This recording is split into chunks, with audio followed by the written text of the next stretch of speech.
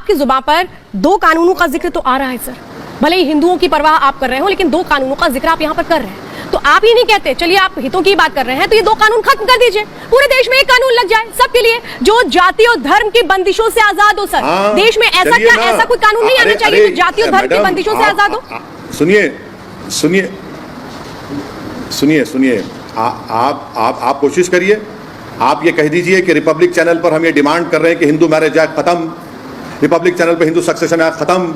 आप कह दीजिए रिपब्लिक चैनल पर रात के 9 बजे आपका वो हीरो बैठेगा और बोलेगा कि आज से हिंदू एडॉप्शन मेंटेनेंस एक्ट बर्खास्त, हिंदू अनडिवाइडेड फैमिली बर्खास्त, स्पेशल मैरिज एक्ट बर्खास्त, आदिवासियों को कॉन्स्टिट्यूशनल प्रोटेक्शन बर्खास्त कह दीजिए। उसके बाद जब तूफान आएगा तो आप लोग फेस कर लीजिए।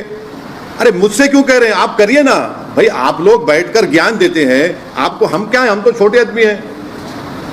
सर ये तो आप ही ने बोला ना, आप ही बता रहे हैं कैसे दो कानून हो गए, क्या हो गया, मैं तो आपकी बात को आगे बढ़ा रही हूँ सर, फिर तो समाधान भी आप ही दे देंगे। अच्छा मुझे एक बात बताइए सर, मैं जरा चूंकि सर एक पिटीशन की बात करूंगी सर, सुनिए, आपने चूंकि यहाँ पर इंसाफ की बात की है तो मैं इंसाफ की बात में आपसे बात करना चाहती हूँ। बुशरा अली नाम की एक महिला है जिन्होंने सुप्रीम कोर्ट में एक याचिका दायर की थी और उन्होंने साफ तौर पर संपत्ति के बंटवारे में ये कहा था कि उनको पुरुषों के बराबर अधिकार नहीं मिल रहा। ये याचिका सर दी गई थी सुप्रीम कोर्ट में, जिसमें सुप्रीम कोर्ट में सुनवाई में कहा गया कि जवाब दिया जाए कि बराबरी का अधिकार क्यों नहीं मिलता सर। क्या इस तरीके की याचिकाओं को भी हम किनारे कर दें? कोई मतलब नहीं, अगर बराबरी के अधिकार मिल ही रहे तो मुझे लगता है ये लोग गलत कोर्ट पहुंच गए। नहीं। अच्छा आप सुनेंगे तो उन्होंने हर किसी को इख्तियार है सुप्रीम कोर्ट जाने का, तो वो सुप्रीम कोर्ट गई है। मगर दुनिया में जितने रिलीजन है, किसी भी रिलीजन ने महिला को प्रॉपर्टी में हिस्सा नहीं दिया सिवाय इस्लाम के, नंबर 1। और आपको हम बता रहे हैं कि इस मुस्लिम पर्सनल लॉ में या शरीयत में अगर कोई मुस्लिम लड़की जर्नलिस्ट के तौर पर, डॉक्टर के तौर पर, लॉयर के तौर पर काम करती है और वो मैरिड है, तो वो जो कमाती है वो उसका पैसा है, नंबर 1।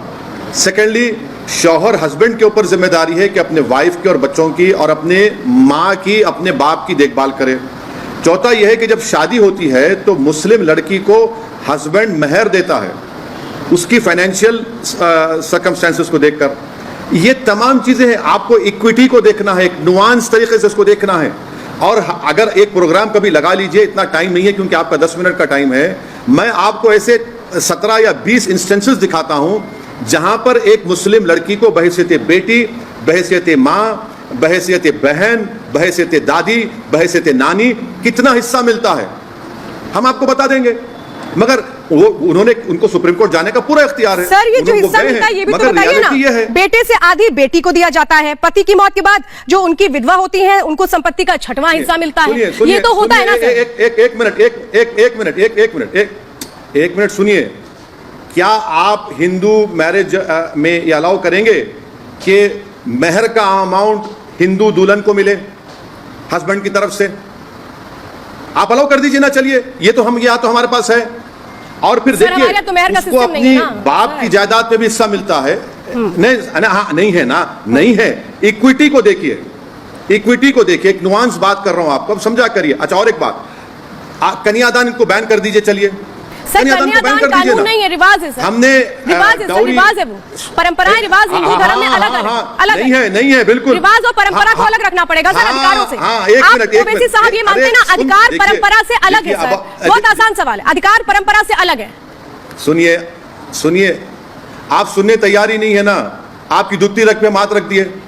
जब जहेज दी जाती है हिंदू बेटियों की शादी में, तो वो जहेज उस बेटी की होती है या उसके शौहर के हस्बैंड की होती है, बताइए। और एक बात आपको कर रहे हैं, जमींदारी अबॉलिशन एक्ट यूपी में निकाला गया, मगर उसमें एग्रीकल्चर लैंड हिंदू बेटियों को नहीं मिलता। दिला दीजिए ना, कौन रोक रहा है आपको? योगी को बोलिए, बाबा को, कि बाबा अब आप कानून ला लीजिए, आपके पास इतने एमएलए हैं, एग्रीकल्चर लैंड में हिंदू ब्याही बच्चों को हिस्सा मिलेगा। मुस्लिम पर्सनल लॉ बोर्ड ने रेजोल्यूशन बरसों पहले पास किया जब मुलायम सिंह मुख्यमंत्री थे, और कहा कि एग्रीकल्चर लैंड में मुस्लिम लड़कियों को हिस्सा मिलना चाहिए। मैडम एक बात समझिए कि ये जो प्रॉपर्टी का इनहेरिटेंस है ना, ये कुरान में है, कोई रिलीजियस बुक में नहीं है। हम इसीलिए तो कह रहे हैं कि आर्टिकल 25 का प्रोटेक्शन हमको हासिल है। और आपको एक नुआंस बात कर रहा हूं, इक्विटी की बात कर रहा हूं मैं आपसे, जो चीजें मुस्लिम लड़कियों को मिलती है। ओवैसी साहब चलिए एक सवाल आपसे कर लेते हैं, वक्त आपके पास भी कम है।